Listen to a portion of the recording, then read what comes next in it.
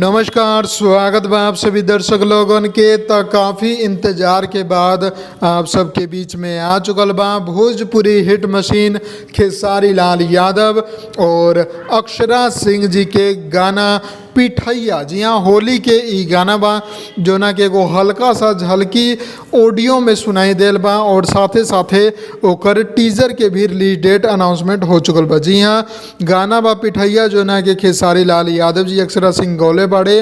Blue वीट Bhojpuri YouTube channel पर आप लोगन के ई फुल वीडियो सॉन्ग देखे के मिली जोना के अखिलेश कश्यप जी द्वारा लिखल गईल बा। गाना के आज हल्का सा एगो ऑडियो टीजर रिलीज कल गईल बा जो कि आप लोग कुछ मिनट पहले देखते हो। हम हमारा फेसबुक आईडी पर भी देख सकता नहीं, ब्लू वीट पर भी जाके देख सकता नहीं और काफ़ी तहलका मचा रहा बा। साथ ही इहो अनाउंसमेंट हो चुकल बा कि बिहान यानी कि 21 फरवरी सुबह 11 बजे ब्लू वीट भोजपुरी यूट्यूब चैनल पर एक ऑफिशियल टीजर आ रहा बा।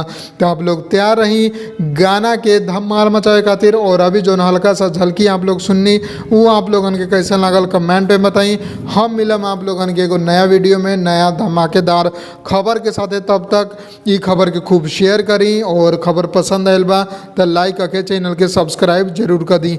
जय भोजपुरी, प्रणाम।